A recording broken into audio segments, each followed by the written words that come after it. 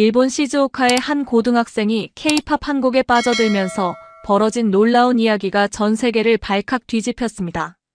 가족들 앞에서는 철저히 숨겨야 했던 한류 사랑, 가장 친한 친구에게 들켜버린 충격적인 순간, 그리고 예상치 못한 우정의 위기까지.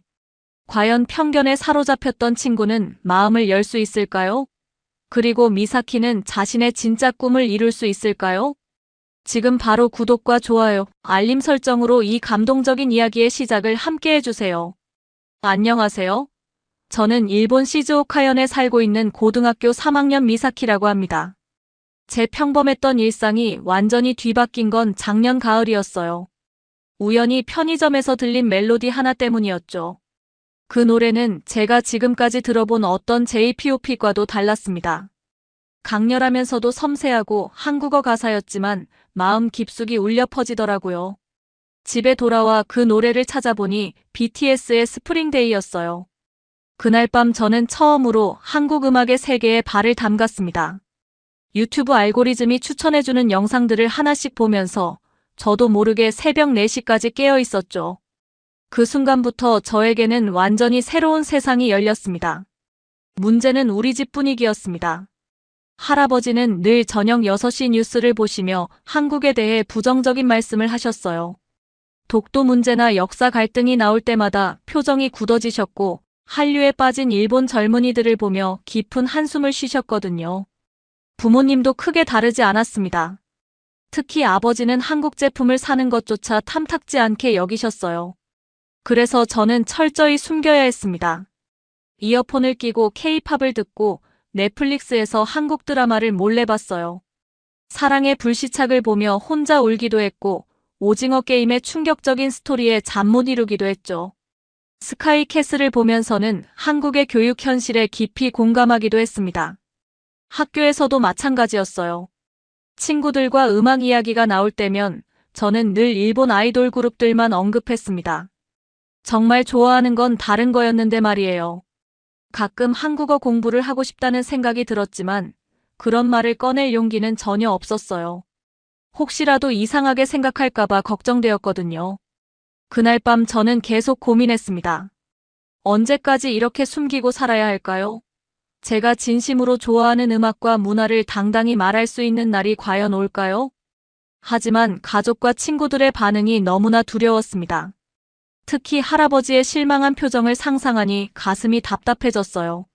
그렇게 저의 비밀스러운 한류 사랑은 계속 이어졌고 동시에 이 비밀을 지켜야 한다는 무거운 부담감도 날로 커져만 갔습니다. 그 일이 일어난 건 월요일 아침이었습니다. 평소와 다름없이 학교에 도착해서 가방을 정리하고 있는데 리코가 다급하게 달려왔어요. 리코는 휴대폰을 빌려달라고 했습니다. 엄마한테 급한 연락을 해야 하는데 자기 폰 배터리가 다 떨어졌다면서요. 저는 별 생각 없이 휴대폰을 건네줬습니다. 리코는 제 가장 친한 친구였고 서로 휴대폰을 빌려주는 건 일상적인 일이었거든요. 하지만 그 순간 제가 치명적인 실수를 했다는 걸 깨달았어요. 어젯밤 잠들기 전까지 BTS 노래를 듣고 있었는데 음악 앱을 끄지 않고 잠들어 버린 거였습니다. 리코가 화면을 켜자마자 스포티파이가 열렸고 그곳에는 제 플레이리스트들이 고스란히 드러나 있었어요. 마이 K-뮤직, BTS 베스트, 한국 드라마 OST, 아이유 컬렉션. 숨기고 싶었던 모든 것들이 한눈에 보이는 상황이었습니다. 심지어 내 사랑 K-팝이라는 한국어 제목까지 있었어요. 리코는 잠시 멈춰서 화면을 바라봤어요. 그 몇 초가 저에게는 몇 시간처럼 느껴졌습니다. 심장이 빠르게 뛰기 시작했고 얼굴이 뜨거워지는 걸 느꼈어요. 리코가 저에게 한국 음악을 좋아하냐고 물었습니다. 그 말투에는 호기심보다는 의아함과 불편함이 묻어 있었어요. 마치 제가 뭔가 이상한 일을 하고 있다는 듯한 느낌이었습니다. 저는 아무 대답도 하지 못하고 그저 얼굴만 붉혔어요. 저는 어찌할 바 몰라 그냥 우연이라고 둘러댔습니다. 제대로 된 변명도 생각나지 않았어요. 리코는 고개를 갸우뚱하며 제 얼굴을 자세히 들여다봤습니다. 그 시선이 너무나 부담스러웠어요. 리코는 우연히 이렇게 많은 플레이리스트를 만들었냐며 되물었습니다.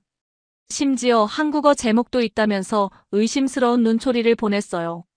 그때 담임 선생님이 교실로 들어오셨습니다. 저는 재빨리 휴대폰을 받아들고 자리에 앉았어요. 하지만 리코의 시선은 계속 저를 따라다녔습니다. 수업 시간 내내 집중할 수 없었어요. 리코가 저를 어떻게 생각하고 있을지, 다른 친구들에게 말하지는 않을지 걱정이 끝이 없었습니다. 선생님의 설명도 귀에 들어오지 않았고, 공책에 적힌 글자들도 흐릿하게 보였어요. 점심시간이 되자 리코가 저에게 다가왔어요. 평소보다 조심스러운 목소리로 솔직히 말해달라고 했습니다. 언제부터 한국 음악을 좋아했는지, 그리고 왜 지금까지 숨겼는지 궁금하다면서요. 저는 한참 망설이다가 작은 목소리로 대답했어요. 작년 가을부터라고 우연히 들었는데 정말 좋더라고 말했습니다. 하지만 집에서 그리고 친구들도 어떻게 생각할지 몰라서 숨겼다고 털어놓았어요. 리코는 복잡한 표정을 지었습니다. 이해하려고 노력하는 것 같으면서도 어딘가 석연치 않은 기색이 역력했어요. 그러더니 왜 하필 한국이냐고 물었습니다. 일본 음악도 좋은 게 많다면서 말이에요. 그 말에는 미묘한 거부감이 섞여 있었습니다. 저는 더 이상 설명할 용기가 나지 않았어요. 그저 고개를 숙이고 점심을 먹는 척했지만 음식이 목으로 넘어가지 않았습니다. 입안이 바짝 말라서 물을 계속 마셔야 했어요. 그날 하루 종일 리코와의 대화는 어색했어요. 평소라면 함께 웃고 떠들었을 텐데 묘한 벽이 생긴 것 같았습니다. 하교길에도 리코는 평소보다 말이 적었고 제가 먼저 작별 인사를 하고 돌아서야 했어요. 집에 돌아와서도 마음이 무거웠습니다. 가장 친한 친구에게 들켜버린 제 비밀, 그리고 그 친구의 미묘한 반응까지. 모든 게 복잡하고 답답했어요. 그날 이후 리코와의 관계는 미묘하게 변했습니다.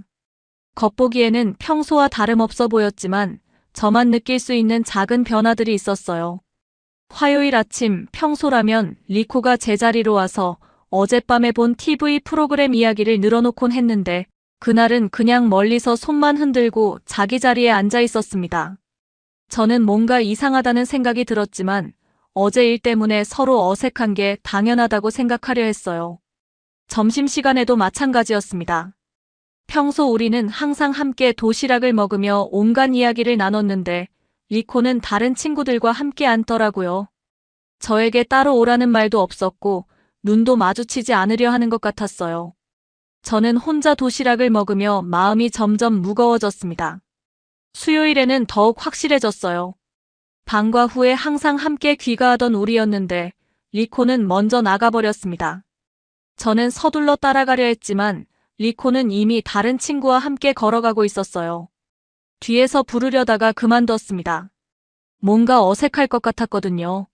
목요일 저녁 저는 용기를 내어 리코에게 메시지를 보냈습니다. 요즘 왜 이렇게 피하는지, 제가 뭔가 잘못했는지 물어봤어요.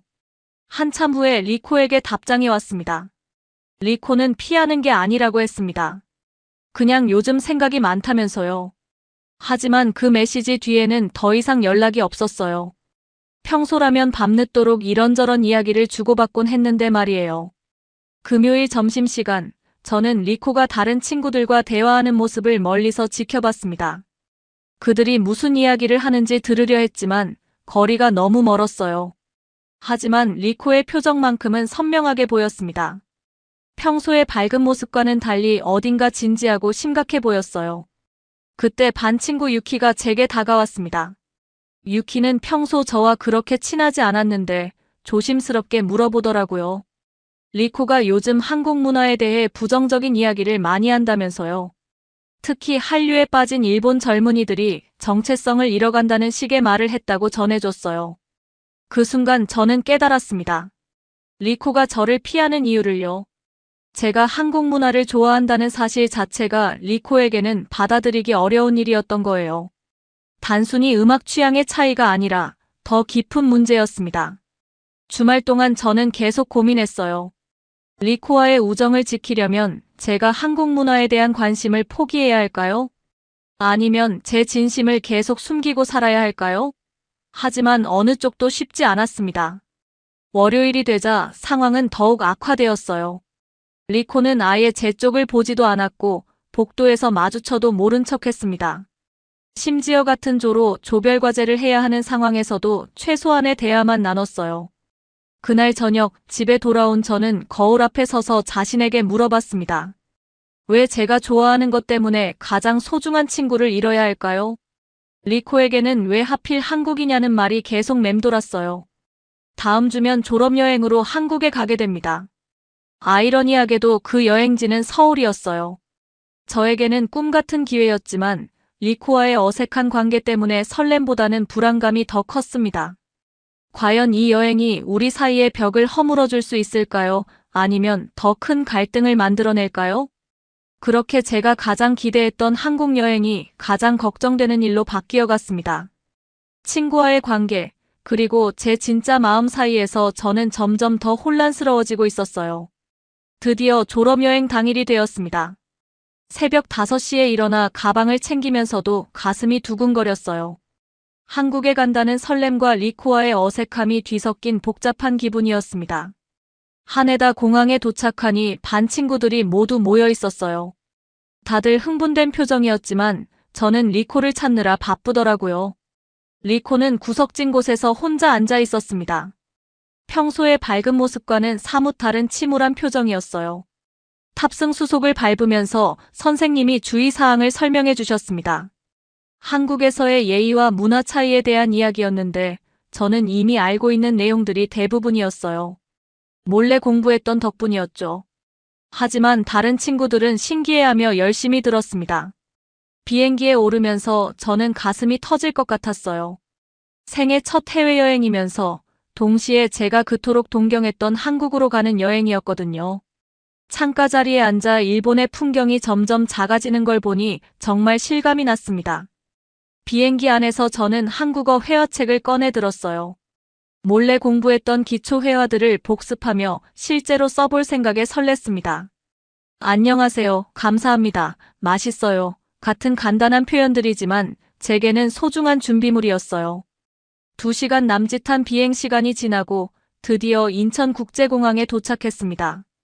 비행기에서 내리는 순간부터 모든 게 달랐어요. 공항 안내방송이 한국어로 흘러나왔고 한글로 쓰인 표지판들이 눈에 들어왔습니다.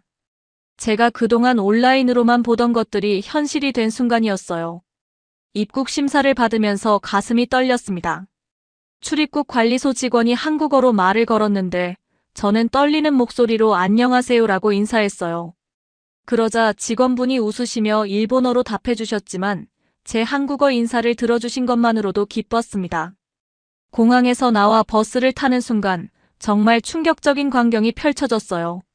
먼저 버스 자체가 놀라웠습니다. 일본보다 훨씬 현대적이고 깔끔했거든요. 좌석도 편하고 무료 와이파이까지 제공되더라고요. 하지만 진짜 놀라운 건 교통카드 시스템이었어요. 티머니 카드 하나로 지하철, 버스, 심지어 택시까지 모두 이용할 수 있다니요. 일본에서는 지역마다 다른 카드를 써야 하는데 한국은 전국이 하나의 시스템으로 연결되어 있었습니다. 지하철역에 들어서니 더욱 놀랐어요. 스크린도어가 설치되어 있고 역사안이 정말 깨끗했거든요. 무엇보다 지하철 노선도를 보니 서울 지하철이 일본 못지않게 복잡하고 촘촘하게 연결되어 있었어요. 제가 상상했던 것보다 훨씬 발달된 도시였습니다. 숙소로 가는 길에 창밖으로 보이는 서울의 풍경도 인상적이었어요. 고층 아파트들이 질서정연하게 서 있고 한강이 도시를 가로지르며 흐르는 모습이 아름다웠습니다. 일본과는 다른 독특한 도시 경관이었어요. 숙소에 도착해서 짐을 풀고 나니 저녁 시간이었습니다. 첫 식사로 한국식 정식을 먹게 되었는데 반찬이 정말 많이 나오더라고요. 김치, 나물, 젓갈 등 다양한 맛을 경험할 수 있었어요. 처음 먹어보는 음식들이 대부분이었지만 생각보다 입에 맞았습니다. 저녁을 먹으면서 반 친구들과 이야기를 나눴는데 모두들 한국의 발달된 인프라에 놀라워했어요. 특히 교통 시스템과 디지털 기술의 발달 정도가 인상적이었다는 반응이 많았습니다. 저는 속으로 뿌듯했어요. 제가 좋아하는 나라가 이렇게 인정받는 느낌이었거든요. 하지만 리코는 여전히 말이 적었습니다. 다른 친구들이 신기해하는 것들을 보면서도 별다른 반응을 보이지 않았어요. 오히려 약간 불편해하는 것 같기도 했습니다. 첫날부터 이런 분위기라니 앞으로가 걱정되었어요. 그래도 저는 한국 땅을 밟고 있다는 사실만으로도 행복했습니다. 내일부터 본격적인 관광이 시작될 예정이었고, 특히 홍대 거리를 구경하게 된다니 정말 기대되었어요. 둘째 날 오후, 우리는 홍대 거리로 향했습니다. 지하철 2호선을 타고 홍익대 입구역에서 내리는 순간부터 분위기가 확연히 달라졌어요. 젊은 에너지가 거리 곳곳에서 느껴지더라고요. 홍대 거리에 들어서자마자 저는 눈을 뗄 수 없었습니다. 벽면마다 그려진 화려한 그래피티, 독특한 디자인의 상점들, 그리고 무엇보다 거리 곳곳에서 펼쳐지는 다양한 공연들이 정말 인상적이었어요. 일본에서는 이런 자유로운 분위기의 거리 문화를 본 적이 없었거든요. 우리가 걷다가 멈춰선 곳은 작은 공연 무대 앞이었습니다. 3명의 한국 청년들이 기타와 키보드, 그리고 드럼으로 연주를 하고 있었어요. 그런데 놀랍게도 그들이 연주하고 있는 곡은 일본 애니메이션 나루토의 주제가였습니다. 한국어로 개사된 나루토 주제가를 부르는 한국 청년들, 그리고 그 앞에서 함께 박수를 치며 즐기고 있는 한국인과 일본인 관광객들의 모습은 제게 큰 충격을 주었습니다. 국경이 무의미해 보이는 순간이었어요. 저는 그 광경을 보며 가슴이 뜨거워졌습니다. 할아버지가 늘 말씀하시던 한일 간의 갈등은 어디에도 없었고, 음악이 모든 경계를 허물고 있었어요. 한국 사람들이 일본 문화를 이렇게 자연스럽게 받아들이고 있다니요. 공연이 끝나자 한 일본인 관광객이 한국어로 고맙다고 인사했습니다. 그러자 연주자 중 한 명이 유창한 일본어로 대답하더라고요. 일본 애니메이션을 좋아해서 일본어를 배웠다면서 언젠가 일본에도 가보고 싶다고 말했습니다. 그 순간 리코가 제 옆에서 중얼거렸어요. 우리는 왜 저런 분위기를 만들지 못할까라고 말이에요. 처음으로 리코가 한국에 대해 긍정적인 반응을 보인 순간이었습니다. 저는 조심스럽게 리코를 바라봤어요. 리코의 표정이 많이 달라져 있었습니다. 처음 한국에 왔을 때의 경계심이나 불편함 대신 뭔가 생각에 잠긴 듯한 모습이었어요. 홍대 거리의 자유로운 분위기가 리코에게도 영향을 주고 있는 것 같았습니다. 우리는 계속 거리를 걸으며 다양한 공연들을 구경했어요. K-팝 댄스를 추는 그룹, 전통 악기로 현대 음악을 연주하는 팀, 심지어 일본 J-팝을 한국어로 부르는 가수까지 있었습니다. 정말 다양한 문화가 자연스럽게 섞여 있는 공간이었어요. 특히 인상적이었던 건 한 젊은 여성이 기타를 치며 부르는 노래였습니다. 일본의 유명한 가수 히사이시 조의 곡을 한국어 가사로 개사해서 부르고 있었어요. 그 목소리가 너무 아름다워서 우리 반 친구들 모두 발걸음을 멈추고 들어버렸습니다. 노래가 끝나자 박수가 터져나왔고 몇몇 일본인 관광객들이 다가가서 사진을 함께 찍자고 부탁했어요. 그 가수는 흔쾌히 응해주었고 일본어로 고마워요라고 인사까지 해주었습니다. 그 모습을 보며 저는 문화교류가 이렇게 자연스럽고 아름다울 수 있구나 하는 생각이 들었어요. 저녁이 되자 우리는 홍대의 한 카페에서 휴식을 취했습니다. 그곳에서 리코가 처음으로 저에게 말을 걸어왔어요. 오늘 본 것들이 정말 신기했다면서 한국 사람들이 일본 문화를 이렇게 좋아한다는 걸 몰랐다고 했습니다. 저는 조심스럽게 대답했어요. 문화에는 국경이 없는 것 같다고, 좋은 건 좋은 거라고 말이에요. 리코는 고개를 끄덕이며 그렇다고 동의했습니다.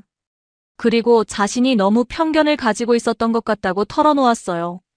카페에서 나오는 길에 저는 용기를 내어 물어봤습니다. 제가 한국 문화를 좋아하는 것에 대해 어떻게 생각하는지 말이에요. 리코는 잠시 망설이다가 솔직히 처음엔 이해할 수 없었다고 했습니다. 하지만 오늘 보니 이해가 된다고, 이렇게 매력적인 문화라면 충분히 좋아할 만하다고 말해주었어요. 그날 밤 숙소로 돌아가는 길, 우리는 오랜만에 함께 걸었습니다. 예전처럼 자연스럽지는 않았지만 그래도 조금씩 벽이 허물어지고 있는 느낌이었어요.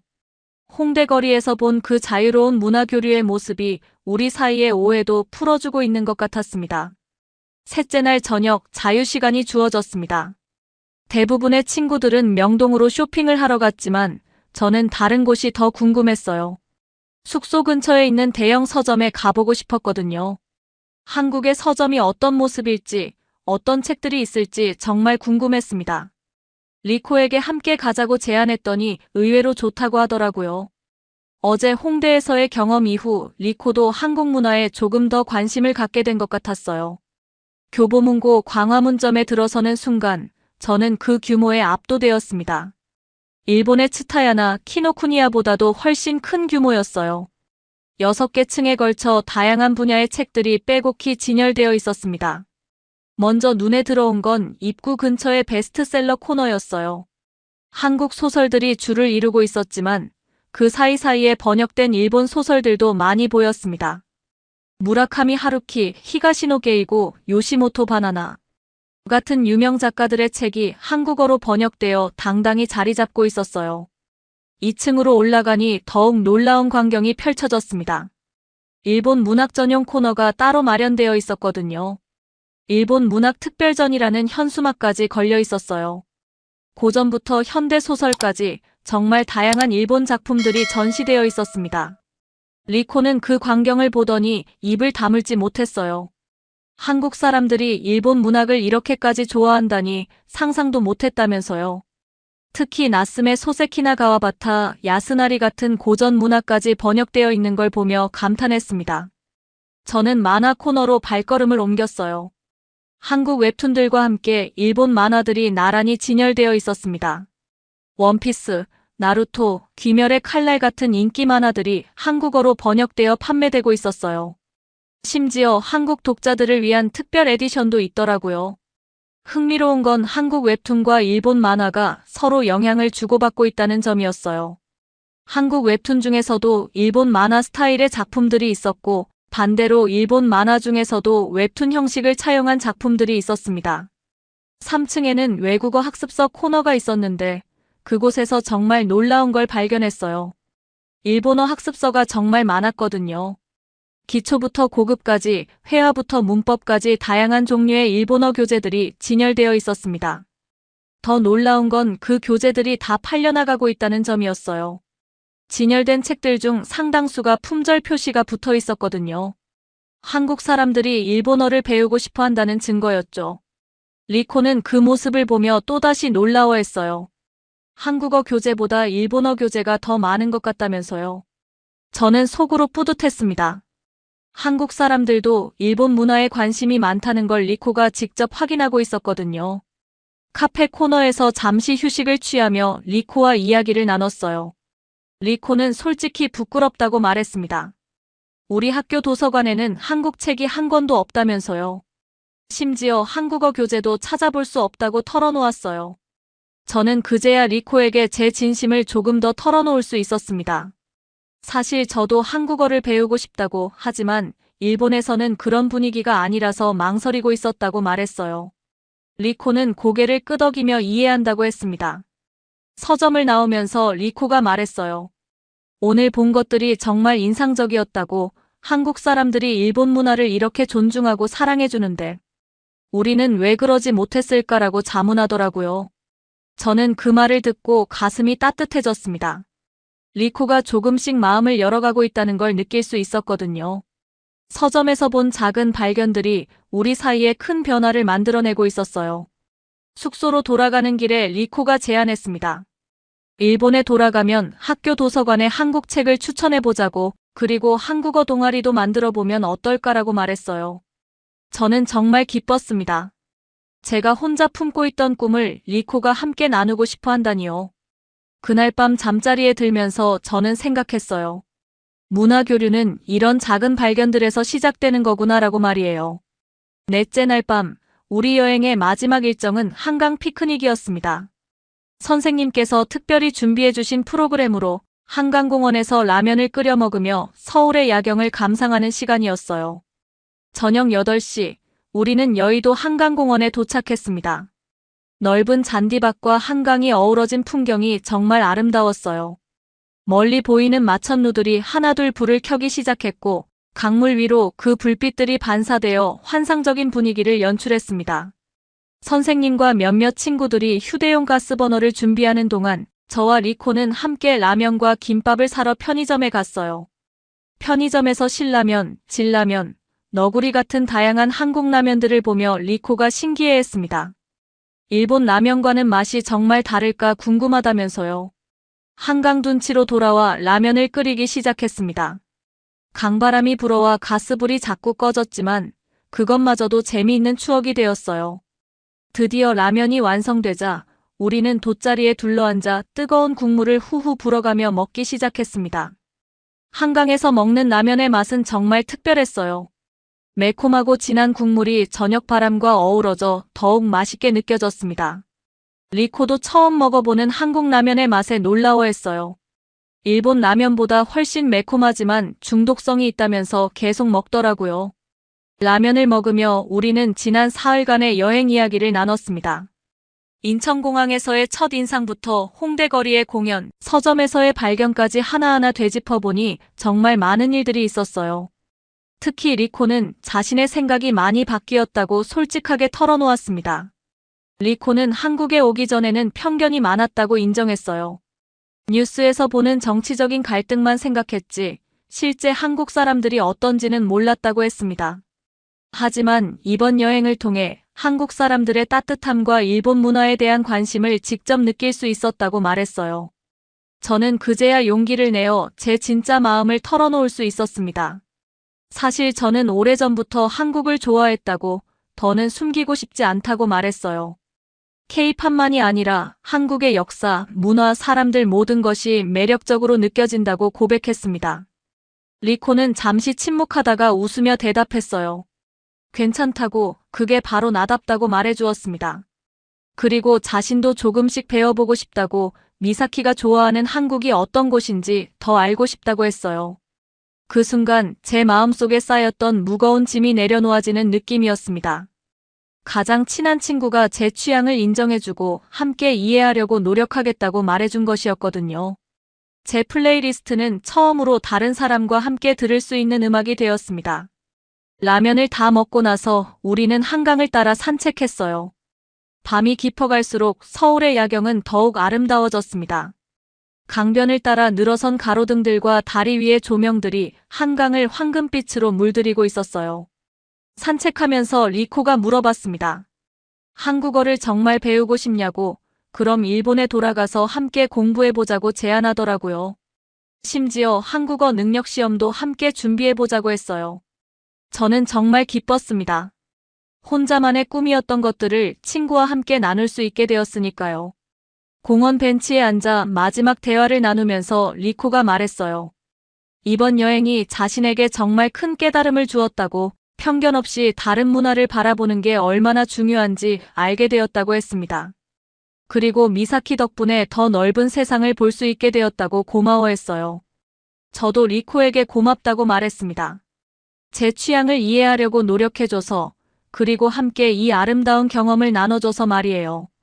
한강에서 먹은 라면 한 그릇이 우리 사이에 있던 모든 벽을 허물어준 것 같았어요. 그날 밤 숙소로 돌아가는 길, 우리는 손을 잡고 걸었습니다. 오랜만에 진짜 친구가 된 기분이었어요. 내일이면 일본으로 돌아가야 하지만 이제 저는 더 이상 혼자가 아니었습니다. 제 꿈을 함께 나눌 친구가 생겼으니까요. 졸업여행이 끝나고 일본으로 돌아온 지 석 달이 지났습니다. 그동안 제 마음속에는 큰 변화가 일어났어요. 한국에서의 경험은 단순한 여행 이상의 의미를 갖게 되었습니다. 리코와 저는 약속대로 함께 한국어 공부를 시작했어요. 주말마다 도서관에서 만나 한국어 교재를 펼치고 서로 발음을 교정해주며 열심히 공부했습니다. 처음에는 어려웠지만 점점 재미를 느끼게 되었어요. 특히 리코가 한국 드라마를 보며 공부하자고 제안했을 때는 정말 놀랐습니다. 학교에서도 변화가 있었어요. 저희가 한국어 동아리를 만들자고 제안했더니 생각보다 많은 친구들이 관심을 보였거든요. 결국 한일문화교류 동아리가 정식으로 승인되었고 저는 회장을, 리코는 부회장을 맡게 되었습니다. 동아리 활동을 통해 많은 것들을 배웠어요. 한국의 역사와 문화를 더 깊이 알게 되었고 동시에 일본 문화를 객관적으로 바라볼 수 있게 되었습니다. 가장 중요한 건 편견 없이 다른 문화를 받아들이는 마음을 기를 수 있었다는 점이에요. 하지만 가장 큰 변화는 제 진로에 대한 결심이었습니다. 고등학교 3학년이 되면서 대학 진학을 준비해야 했는데 저는 과감한 결정을 내렸어요. 한국의 대학교에 진학하기로 한 것입니다. 처음 부모님께 말씀드렸을 때 반응은 예상했던 대로였어요. 아버지는 왜 굳이 한국까지 가야 하냐며 반대하셨고, 어머니는 걱정스럽다는 표정을 지으셨습니다. 하지만 저는 포기하지 않았어요. 한국에서의 경험과 그동안 공부한 한국어 실력을 바탕으로 차근차근 설득했습니다. 할아버지와의 대화가 가장 어려웠어요. 할아버지는 여전히 한국에 대해 복잡한 감정을 갖고 계셨거든요. 하지만 제가 한국에서 찍은 사진들을 보여드리고 만났던 사람들의 이야기를 들려드리니 조금씩 마음을 열어주셨어요. 특히 한국 사람들이 일본 문화를 얼마나 사랑하는지 말씀드렸을 때 놀라워하셨습니다. 한국어 능력 시험 준비도 열심히 했어요. 리코와 함께 매일 2시간씩 공부하며 토픽 4급을 목표로 삼았습니다. 처음 모의고사를 봤을 때는 절망적인 점수였지만 포기하지 않고 계속 노력했어요. 드디어 시험 당일 도쿄의 시험장에 갔을 때 정말 떨렸습니다. 다른 수험생들을 보니 저보다 훨씬 유창해 보이는 분들이 많았거든요. 하지만 그동안 공부한 것을 믿고 최선을 다했어요. 결과 발표일 합격 통지를 받았을 때의 기쁨은 말로 표현할 수 없었습니다. 토픽 4급에 합격한 것이에요. 리코도 함께 기뻐해 주었고 부모님도 제 노력을 인정해 주셨습니다. 대학교 지원서를 쓰면서 저는 제 꿈을 구체화했어요. 한일 관계 개선에 기여할 수 있는 사람이 되고 싶다고 두 나라 사이의 문화 교류를 활성화하는 일을 하고 싶다고 썼습니다.